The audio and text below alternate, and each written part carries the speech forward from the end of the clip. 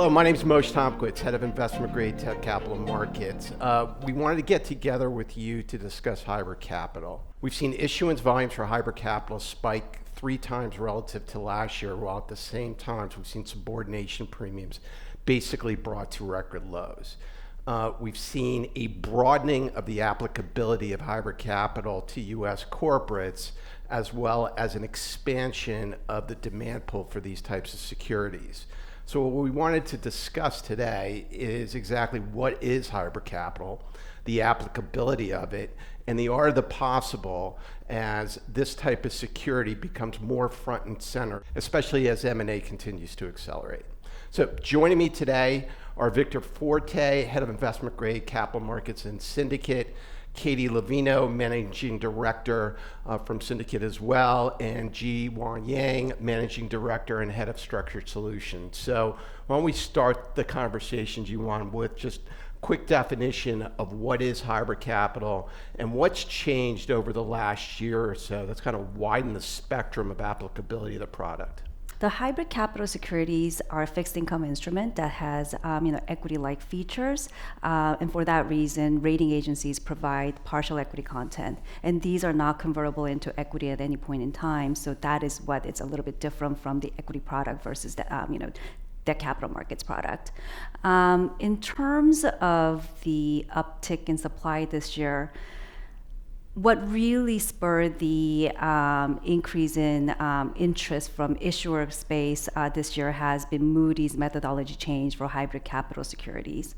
Up until now, and it has been always a 50% equity content product from S&P and Fitch for tax-deductible format. But what we've seen this year in February is that Moody's came out with a revised criteria which allows, tax-deductible hybrids to receive equity content of 50% instead of 25% for U.S. corporate issuers. That's a pretty big deal, because if you're dealing with a situation where you're getting 50% equity treatment, 50% debt treatment, tax deductible, then that becomes economically attractive for those issuers that need capital. What have you, and I'll throw this over to Katie and Victor, what have you seen in terms of which clients are using this product right now, and which clients, more importantly, do you expect to see using this product going forward?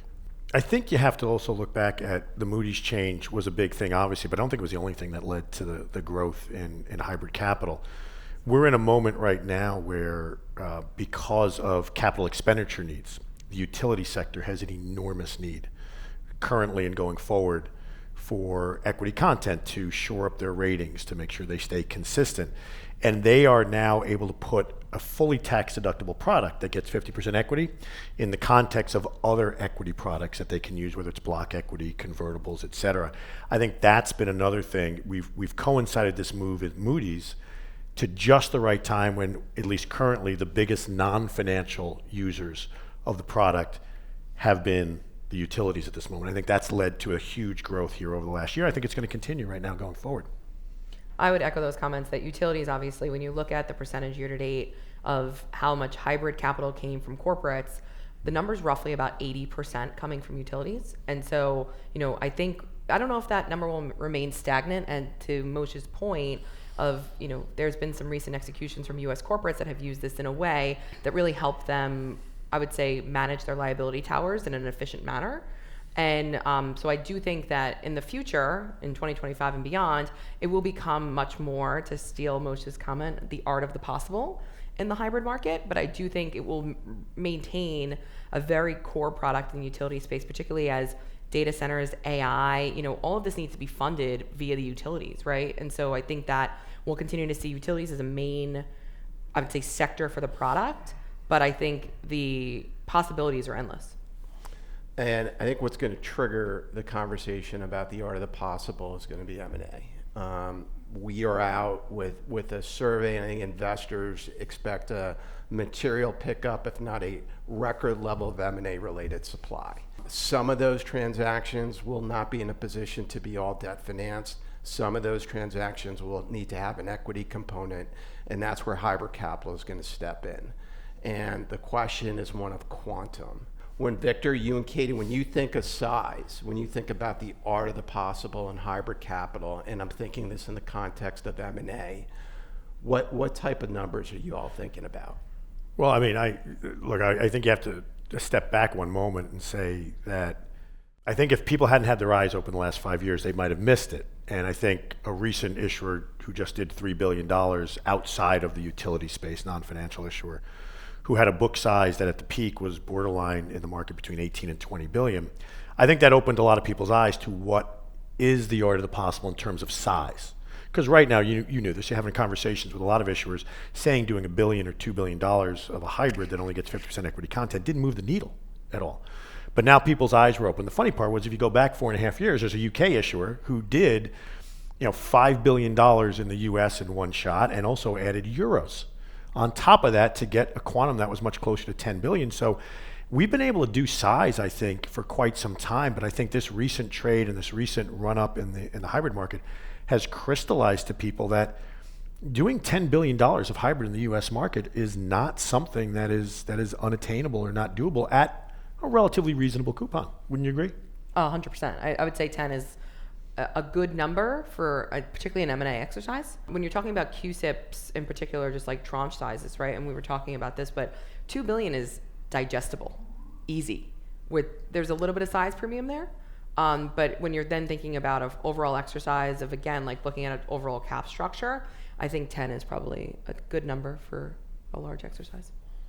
And I think from an investor perspective, and you guys correct me if I'm wrong, if you're sitting there and you're looking at an economic backdrop that is stable to resilient, your goal then is to maximize yield and fixed income.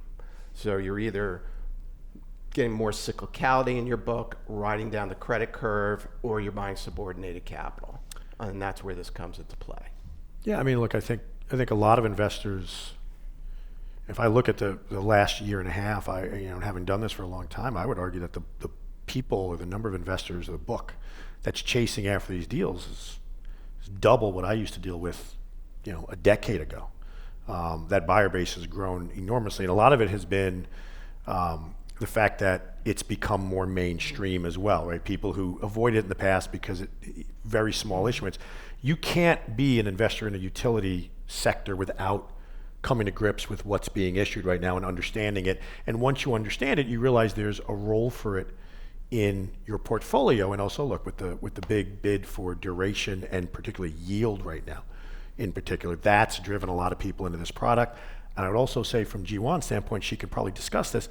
There have been structural changes that are now allowed at the agencies that deal with what happens when a bond extends. That has driven another 25% increase in the buyer base for this, because it changes structurally what some things people were worried about in the past. And you can go through some of those right now, and that also helps increase the buyer base going forward. So in terms of the structure, there are a very strict set of features that you need to have from rating agencies. One being maturity. It cannot be anything less than 30 years, and issuers have par call option year 5, year 10, but we're also thinking about more widespread of different call features for some of the issuers right now. So that's something that we're exploring. It has to be deferrable and it has to be subordinated. But in addition to that, we are also exploring, and we have explored various structural features that doesn't impact rating agencies' view on equity likeness of hybrids, but at the same time, from investors' perspective, and from issuers' perspective, it can actually help them save, upfront coupon savings, because investors can see this as, there is a certain certainties in terms of the coupon that they will get in case it gets extended after the first call date. And the most prevalent structure that we brought to the market this year is the coupon floor. So it has been done in high yield market. We have not seen in investment grade market. And what it does is, when the issuers issue the instrument, the hybrid gets extended after the first call date, the reset won't be less than the initial coupon. It's just important to highlight to people that the standard reset structure was off a current 5-year at that time plus the spread, so you still had an unknown as an investor of what your rate was. And if you were extended, whereas in our structure, that your yield is floored. Right, and that's why, I mean, investors, there was a pool of investors out there that didn't like the idea that they didn't know at least what the minimum coupon was going to be on an extension. Here, if the issuer chooses to extend, they at least know that. And what has that done? It's bought down front-end coupons. I know there's debates on this in the street. In every deal we've been in, it's lowered the front-end coupon by at least 25 basis points, if not more. And it's also led to a bigger book in terms of demand for the trade, which has taken price breaks down in all the issuers that have seen them. And I would note that all of the securities that are tax deductible that have floors in them have been some of the best trading securities within the hybrid market as well, because of the effect that that floor has as things rally and what it means for the duration of the security. Yeah, So Victor, so just walk us through the subordination premium, or the premium relative to senior. Yeah, I think there's a lot of people out there who think in terms of subordination premium. We've always tried to change that dialogue, because there is subordination premium and there's extension premium.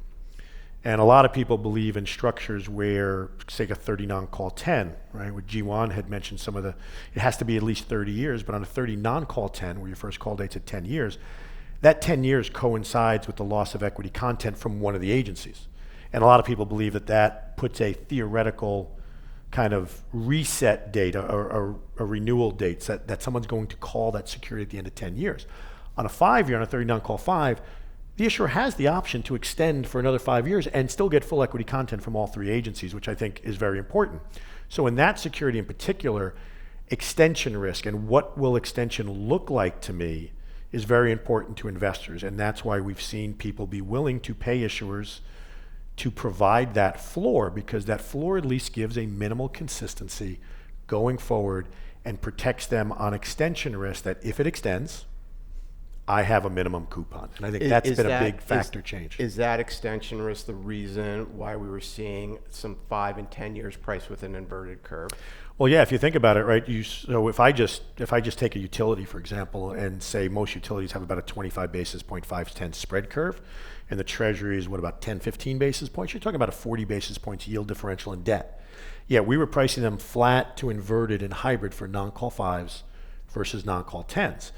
And so when you invert the curve by, call it 40 basis points of yield, you flatten it by 40 basis points of yield, and you invert it by another 10 to 12, you're talking about a 40 to 50 basis point lower subordination level for your non-call 10 versus your debt than your non-call 5 versus your debt. That, to me, is representative of the fact that, yes, I could chalk it up to a, quote, bid for duration, but that same bid for longer dated securities would have reflected itself differently in senior debt as well. But in hybrids, that reflection is because I can, as an issuer, extend that 5-year. So I think the opportunity of extension, that extension risk, is that 40 to 50 basis points. And can the floor save you a good chunk of that? Absolutely. Can it save you all of it? Probably not, because you don't own that option as an investor. The issuer does. But it can save you probably more than half of that. Now, Katie, that sounds like that will have capacity implications, right? It does. And it's a twofold answer, because first and foremost, I think our credit strategy, I should say, estimates right now for the total IG population of credit, about 80% of it is yield buyers. When you think about the funds that buy these hybrid securities, it's predominantly income funds. They haven't seen these coupons since 2007. And so it's almost like a 20-year type of moment for them to buy these coupons. So you're giving them certainty of income essentially with these coupon floor products. Then that's why they're willing to buy up for it. That's why they're willing to pay that 25 plus basis points that Victor mentioned earlier, is because they haven't had this certainty of income. And when you're thinking about asset and liability matching, particularly for insurance, LDI funds, right? Long duration income funds, they need this type of paper. And so that's why they're willing to pay up for it, is because it's guaranteeing both an income stream, but also, again, from a coupon floor, is that if they do get extended, they know I had to hedge it. And you know that without that coupon floor, some recent deals would not have gotten the size that they went for in the non-call 5 relative to the non-call 10 at the time they did it.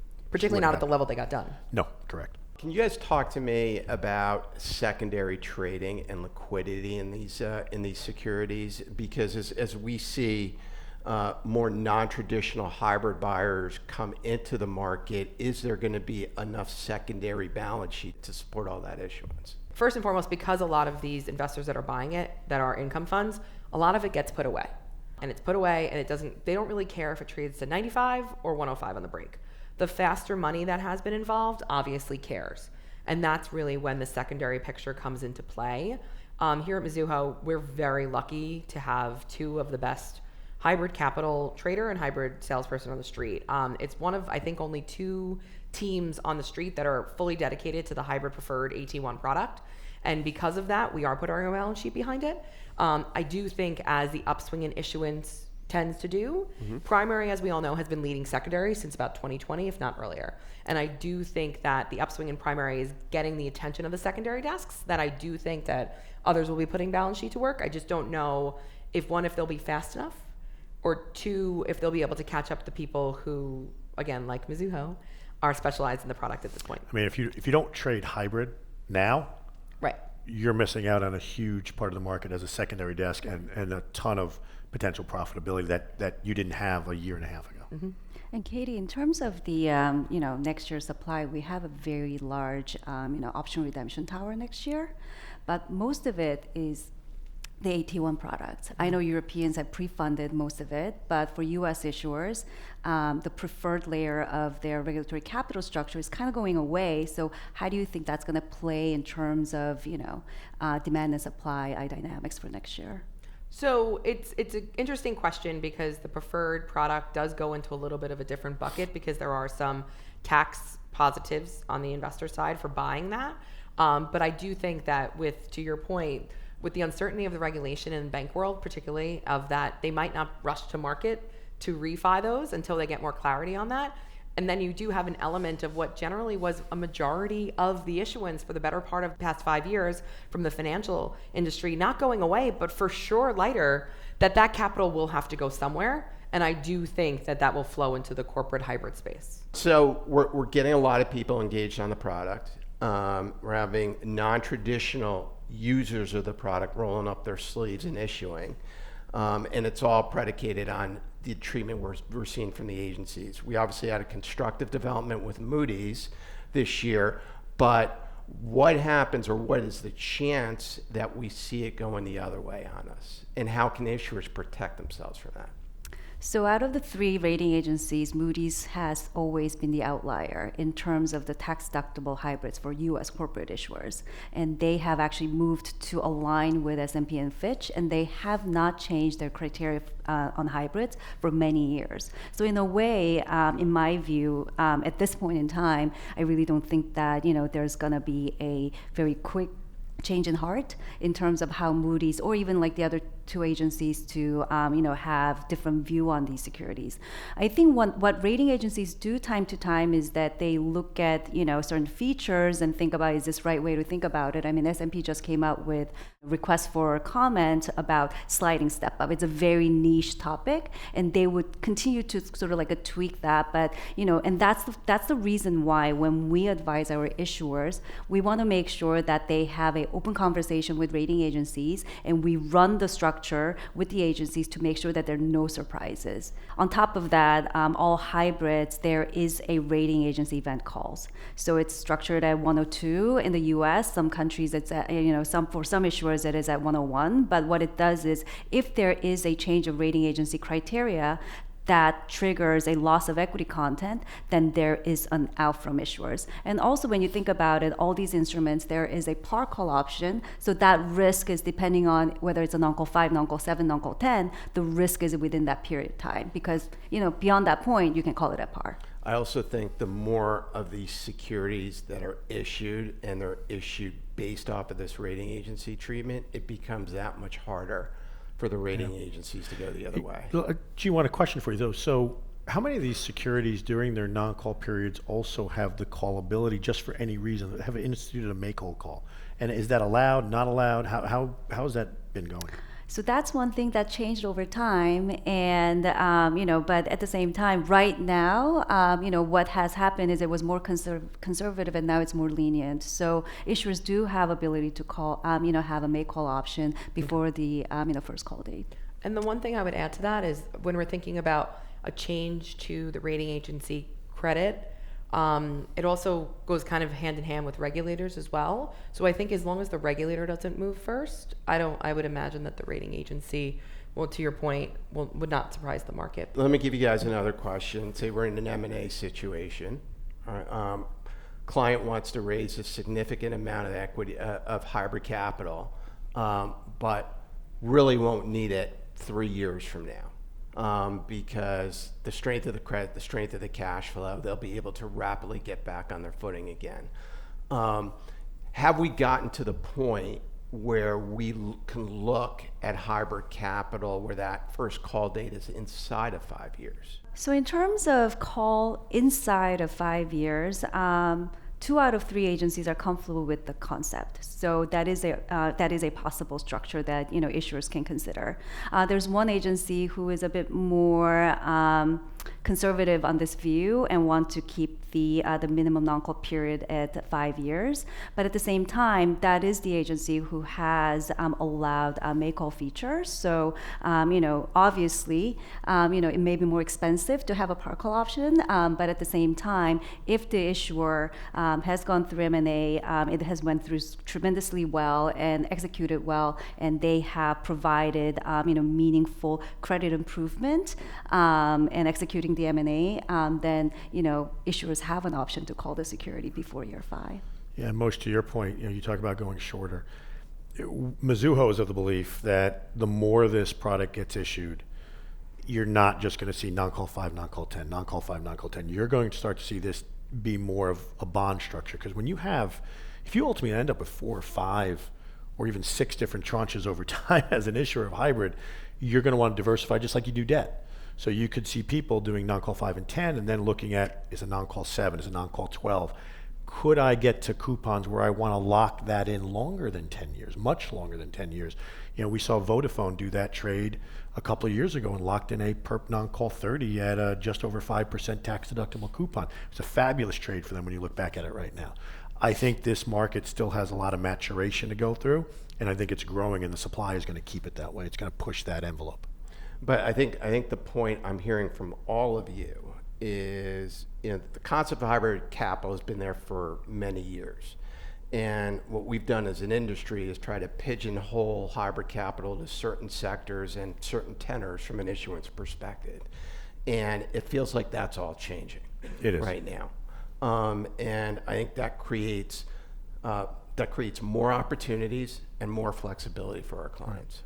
Right. I think the one thing to also talk about, and I don't know if you want to go first or me, but the risks to this market, like what can stop the either the issuer side or in particular the demand side of the equation that we're seeing just tons of demand for the product, but the question is what can change that? And I know from Katie and I talk about this all the time. From my standpoint, what I worry about is we're at historical subordination levels.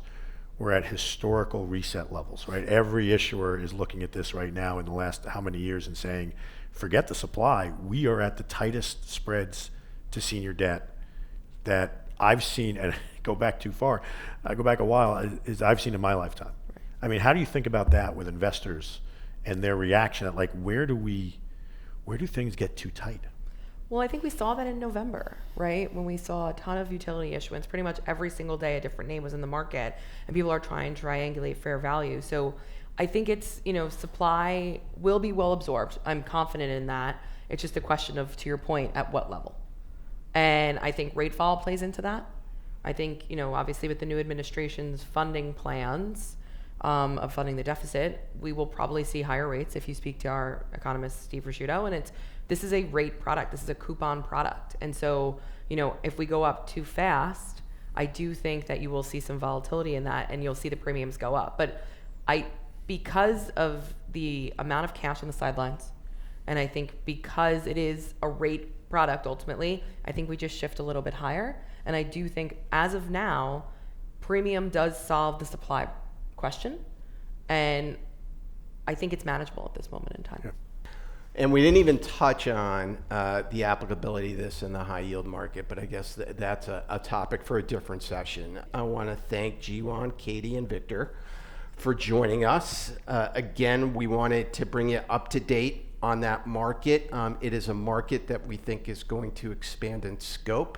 It's a market that we think is going to be that much more applicable given our expectations on M&A.